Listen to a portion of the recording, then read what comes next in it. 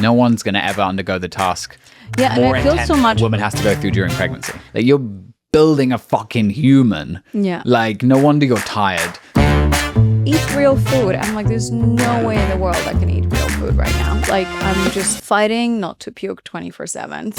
This is like someone's running a marathon every day. There's no way I can do it alone because it's just going to have a massive impact on my mental health. You don't want to be another statistic of another burnout woman that isn't supported. This is the time for you to start learning how to ask for help because it's just going to get harder and harder. Yeah, and if you keep it in and then expect it from someone without telling them, then you build resentment and the other person doesn't know. Hi guys, we just watched the reel, and basically it says that why do women need to find out about their pregnancy with their partner? Essentially, like, you get to your 30s, and up until you're 30, when you think you're pregnant, you take your bestie and do a test together. The moment you get a bit of an adult, you start taking your pregnancy with your partner, a pregnancy test with your partner, and the comments on this are hilarious. I mean, why does she have to find out with him? He was already there when he made the baby. I didn't even know that was a thing. Girls do their pregnancy test together and find out. Yeah, I feel like it's like a big thing. I know that like there's different trends. Like some women do it by themselves and like do like announcement to their partner. I feel like you would kill me if I did it myself. I feel a little left out. Yeah, Like, abandonment issues. Yeah, I mean, minor abandonment issues for sure. Yeah, I think if it wasn't, we're going through it together, so it's nice to find it out together. Yeah, like Yeah, you were I think it's definitely cute. a big part of making it I mean, I happen. was at least 50%. At least. Anyway, so we're 9 weeks pregnant. And We're 9 weeks pregnant. I'm the anti-ad for pregnancy. I'm feeling terrible. And Yeah, if you don't want to get pregnant, ask her some questions. She'll Yeah. tell you all the reasons not to you use get birth pregnant. control. I was always against birth control. Trust me. No, just use Cycle Bestie to regulate your cycle and then just understand it, but don't actually get pregnant. Yeah. No, I'm just No, like she's I'm just kidding. like, She's very excited for this journey. And wow. I'm so excited. No, it's been tough. Let's be honest. Right now, it's tough. Like there's the bigger vision, and I know Joe Dispenza told me off because it's like, you know, I don't want to sit in my Pity party. Pity party. Your LA pity party. But it's kind of like your brain just stops working in your first trimester, and you're just constantly just unwell. Essentially, that's all I would say. So I'm still here. Still going. Still Still going. alive. I am counting down the days till the end of my first trimester. Which is soon. We're 9 weeks I in. have like a It's exciting though. It's like it's preparing for such a huge. I mean, it's a huge. Every single day that we're doing this is like a new week that we haven't experienced, right? You know, like this is a new thing that we're embarking on.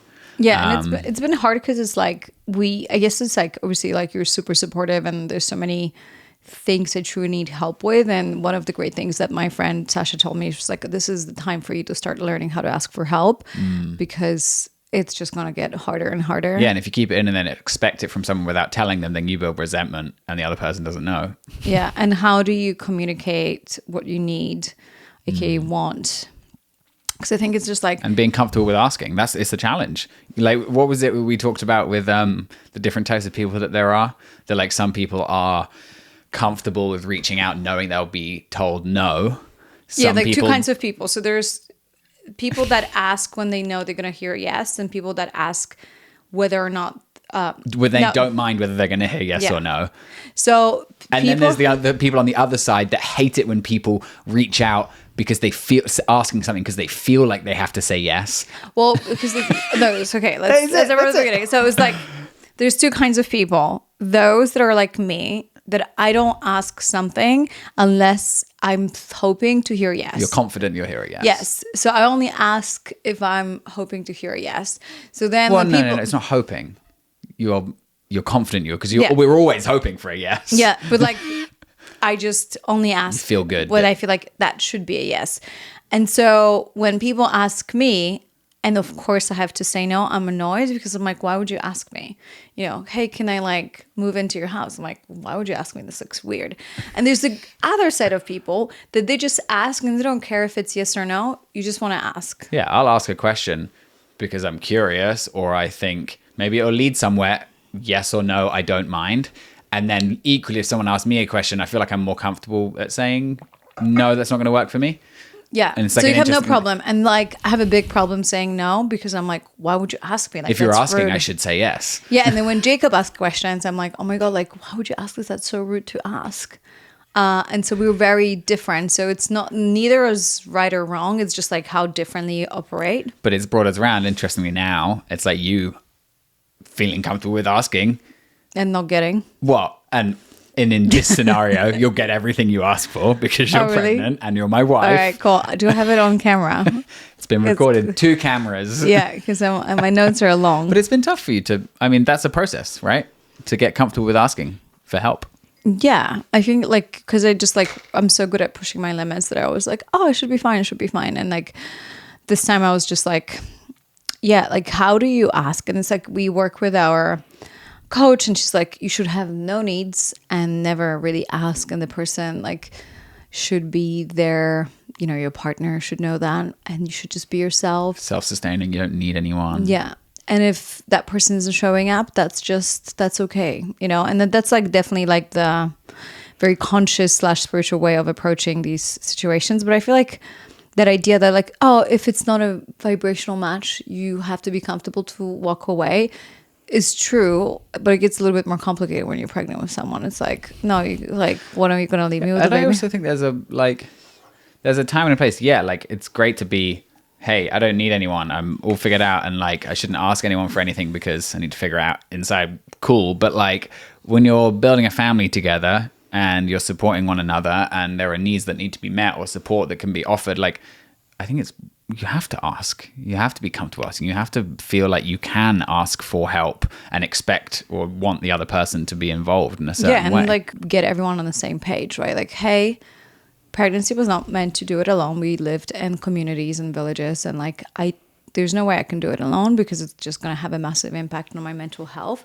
And I would really love your help. And here are 5 ways that you can help me with, or how that would make me feel supported. Because I feel like there's different. We say that we should do that. I mean, I think I did. No. I said like I need help with work. I have a lot of work. Nothing has changed. I really need you to help me find someone who can work for my business. Because it's like I kind of feel like you have 2 options. Like we were talking about hiring a nanny so that I can go back to work, but I'm like, why are we not hiring the pro that a can temporary mean CEO Yeah. of my company so that I can be the nanny. I can be with the baby. Like I feel like It's actually a really like, good, interesting perspective shift. Like yeah, and that's what I've been like voicing, that I'm like, it's just such an interesting, almost like gaslighting of women, offering them, hey, we can hire a nanny so you can go back to work. I'm like, well, or you can just hire someone for my position to continue bringing money to the business to help me start my own business so I can be with the baby, and having that option. Because it's just like, for me, like hiring a nanny is like, it's okay. Like if I choose to have that, that's great. But I also want to have an option and have both, ideally. It's worked to both then. I like that though. I think that's a really good, you want the help, but like ultimately like to be able to be fully invested and have the time during those beautiful opening months and beyond. Well, I just want to stay in my feminine energy. And so like my business doesn't keep me in my feminine. Yeah, and if you bounce between the 2, then you're not going to feel like you're in your feminine energy in those points that you really want to be. And I would rather have someone who I have like now 6 to 8 months filling into my business who can help me run it during pregnancy. By the way, positions available if someone wants to, for like a year or 2 while I can focus on my pregnancy, because I feel like they would do it probably better than I would. I still I feel like energetically I'll still be above the company and how I see things and the way I be the vision. Yeah, big vision, but I don't want to be in operations, right? And I think that's a very cool, interesting concept that we women need to learn how to know what's important to us and how we can get that in our relationships. Amen to that. I think it's fucking brilliant. It's important. What are the other 4 things that you want help with? No, honestly, that's just like the one. That's the one. I did cook a rockin' meal a few days ago. Not that holds much weight in the long term. Hey, remember that meal I made 4 weeks ago? No, but you've been like I'm super kidding. patient and super supportive, and I think it's like that's just so. it's almost like you have to imagine that your wife is like doing something with her hands 24/7. Yeah, I'm like, so you're like tired in the morning, and it's like I mean, I feel like you just probably made a set of lungs, or maybe, the little nubs that are inside you, they're becoming hands. You just made them today. Oh, the teeth have grown. Like, you're building a fucking human. Yeah. Like, no wonder you're tired. So yeah, if you want to mong out on the sofa and watch TV, or you want to lie in bed a little bit longer, like, this is, I mean, no one's going to ever undergo the task more and I feel intense so than much a woman has to go through during pregnancy. Like, yeah, and I have such a like deep empathy for women who are not surrounded by people that see it and just like, oh, don't be dramatic, or like watch these reels of like, this is all the workouts that I'm doing, and I read a book. Eat real food. I'm like, there's no way in the world I can eat real food right now. Like, I'm just fighting not to puke 24/7. So it's there's only certain things that are actually, you're repulsed by certain foods, and it's like you're just trying to literally just like get by and not get too many nutrient deficiencies.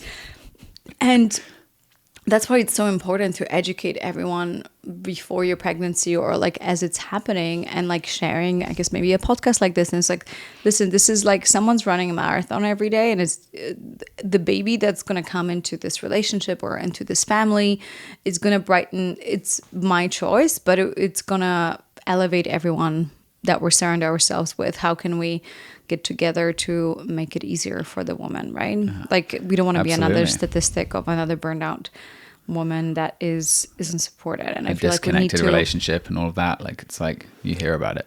Yeah, and that comes from us women having like really clear boundaries, right? Like stepping out of victim mentality and being like, no, this is what's going to happen. Like, this is how this is going to pan out. And like, and I think then it's also from the guy's side, like, as I'm learning, you know, in the early stages of pregnancy for us, like how many opportunities there are for a guy to really step up and show how invested you are in this relationship. Yeah. And support. And it's like, for me, like, I've been learning that day on day, week on week, as we're reading books and understanding it, seeing what you're going through, and just like looking around and literally just seeing, hey, like, where can I offer support and what can I do? And like, I've missed a ton of things, and then other things I've like, I think, been great at. And it's like finding that balance, and to hopefully just then be able to really take care of you, of the house, of whatever those things are in this period. And I think it's also like, I posted that reel like ages ago, and I said my husband doesn't ever help me in the kitchen, because I don't think that the kitchen is like my job, and he's kind of helping me. This is like, guys, I made bread last week. Yeah, and essentially, like, to me, it's like, unless your husband is like the sole provider, and that's like a very clear split of responsibilities. Like, okay, I'm not working, I'm stay-at-home mom, I can be responsible for the kitchen, and he still can then help you. But I think unless you have that dynamic, then it becomes way more challenging. Yeah, it's and I think we both run businesses, and we're both, I mean, at the end of the day, we're both in the kitchen. Like, I love to cook. I love it when we cook together. I love it when you cook for me, and I love it when I get to cook for you. Like, it's like this balance, right? It really is. But right now it's like, yeah, I don't ever think of it as I'm helping you in the kitchen. No, but I guess what I was trying to say is, with the pregnancy is like, there is this idea that like, oh, how can I help you during this pregnancy? But it's like, is it help, or is it that like, I'm already doing something super big for us, like building our baby? So like, just like divide and conquer, like, what is it that you're doing? Because you're already, my hands are literally full.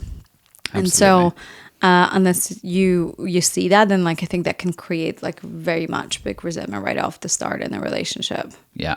What's the different way that we're kind of each carrying? You're doing that, what am I doing to figure everything else out, or other things out? And just make it very clear. All right, so we've got what I've actually really enjoyed about us, like, on this journey now, is we've planned more than I think we ever have.